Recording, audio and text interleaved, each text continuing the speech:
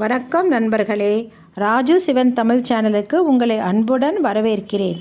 இன்று நம்ம சேனலில் பார்க்க போகும் தலைப்பு என்னவென்றால் ஆஷாட நவராத்திரி பற்றி, அதாவது வாராகியின் ஆஷாட நவராத்திரி பற்றி நாம் பார்க்க போகிறோம். ஆஷாட நவராத்திரி என்பது அன்னை வாராகிக்கு உகந்த மிக சிறப்பான 9 நாட்களாகும். ஆனி மாத அமாவாசைக்கு மறுநாள், அதாவது பிரதமை தொடங்கி 9 நாட்கள் இது கொண்டாடப்படுகிறது. வாராகி அன்னை வழிபடுவதால் எதிரிகள் பயம் நீங்கும், தடைகள் விலகும், வில்லி சூனியம் நீங்கும் மற்றும் சகல செல்வங்களும் கிடைக்கும். வாழ்வில் வரும் துன்பங்களுக்கும் சவால்களுக்கும் பஞ்சமே இல்லை.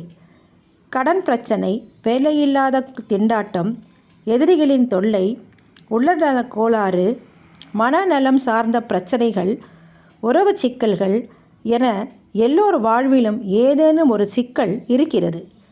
திக்கற்றவர்களுக்கு தெய்வமே துணை என்பது ஆன்றோர் வாழ்வு.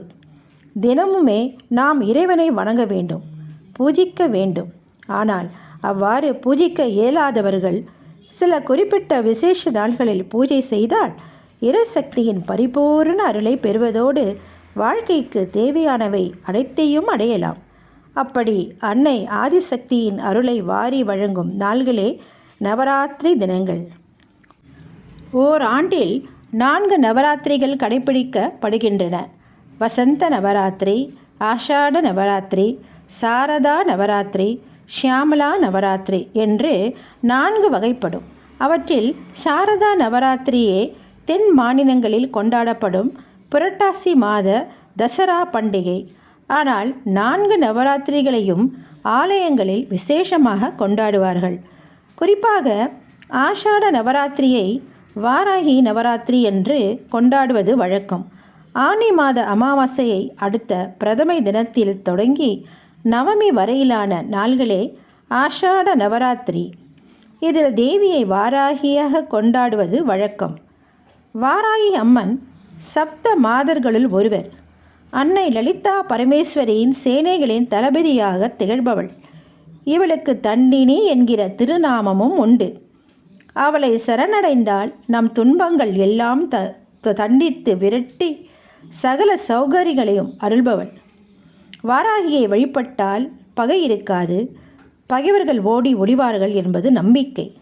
அதனால்தான் அந்த காலத்தில் மன்னர்கள் யுத்தம் தொடங்குவதற்கு முன்பாக வாராகியை வழிபடுவதை வழக்கமாக கொண்டிருந்தனர். அதே போன்று உழவு தொழிலுக்கும் வாராகியே தலைமை. அந்த காலத்தில் உழவு தொழில் தொடங்கும் முன்பாக அன்னை வாராகியை வழிபட்டு தொடங்கும் வழக்கம் இருந்தது. அன்னையும் தன் திருக்கரங்களில் ஏர்கலப்பையும் உலக்கையும் கொண்டு காட்சி தருகிறாள். இதுவே இவள் உழவு தொழிலை காத்து அருள்பவள் என்பதன் அடையாளம்.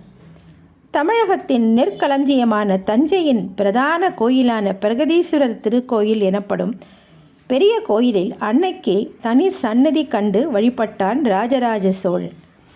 எனவே தஞ்சை பெரிய கோயிலில் ஆஷாட நவராத்திரி மிகவும் சிறப்பாக கொண்டாடப்படுகிறது. தினமும் அன்னைக்கு நவதானியம், தேங்காய்ப்பூ, சந்தனம், குங்குமம், இனிப்புகள், காய்கறிகள் என பல்வேறு பொருள்களால் அலங்காரம் செய்து வழிபடுவார்கள். இந்த ஆண்டு வாராகி நவராத்திரி ஜூலை 15ஆம் தேதி தொடங்கி ஜூலை 23 வரை கடைபிடிக்கப்படுகிறது. இந்த 9 நாள்களுமே அன்னை வாராகியை வழிபடுவது சிறப்பு. 9 நாள்கள் வழிபட முடியாதவர்கள் முக்கியமான விசேஷ தினங்களான பஞ்சமி, அஷ்டமி, நவமி ஆகிய தினங்களில் வழிபடுவது நல்லது. பலன் தரும் பஞ்சமி அது என்னவென்றால், குறிப்பாக பஞ்சமி வாராகியை வழிபட மிகவும் உகந்த நாள். அன்னைக்கு பஞ்சமி என்கிற நாமமும் உண்டு. அதனால்தான் ஒவ்வொரு பஞ்சமிக்கும் விசேஷ வழிபாடுகள் செய்வது வழக்கம். அதிலும் ஆஷாட நவராத்திரி நாள்களில் வரும் பஞ்சமி மிகவும் சிறப்பானது. இந்த நாளில் அன்னை வாராகியை வணங்கினாலே வாழ்க்கையில் மாற்றங்கள் நிகழும் என்பது நம்பிக்கை. உடல் நலம் மிக்கவர்கள் விரதம் இருப்பது மிகவும் விசேஷம். இயலாதவர்கள் குறைவான உணவை எடுத்துக்கொண்டு அன்னையை மனதில் நினைத்து துதித்து கொண்டிருப்பது நல்லது.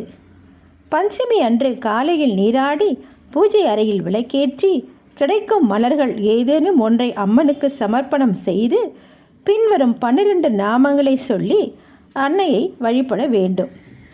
இந்த ஸ்லோகத்தை, இந்த நாமங்களை நான் ஸ்க்ரீனில் கொடுக்கிறேன். கவனமாக பாருங்கள் நான் எப்படி உச்சரிக்கிறேன் என்று. ஓம் ஐம் க்ளௌம் பஞ்சமியை நமக. ஓம் ஐம் க்ளௌம் தண்டநாதாயை நமக. ஓம் ஐம் க்ளௌம் சங்கேதாயை நமக. ஓம் ஐம் க்ளௌம் சமயேஸ்வரியை நமக. ஓம் ஐம் க்ளௌம் சமய சங்கேதாயை நமக.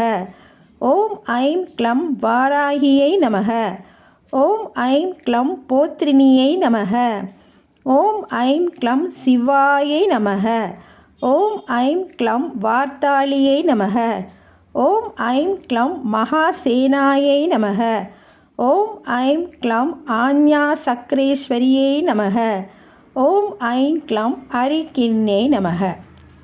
அன்னை வாராகிக்கு பிடித்தமான நிவேதங்களான கிழங்குகள், பூண்டு கலந்த உளுந்து வடை, மிளகு சேர்த்த தயிர் சாதம், சுண்டல், சுக்கு அதிகம் சேர்த்த பானகம், மிளகு தோசை, குங்குமப்பூ, சர்க்கரை, ஏலவங்கம், பச்சை கற்பூரம் கலந்த பால், கருப்பு எள் உருண்டை, தேன் ஆகியவற்றில் ஏதேனும் ஒன்றை படைத்து வழிபடலாம்.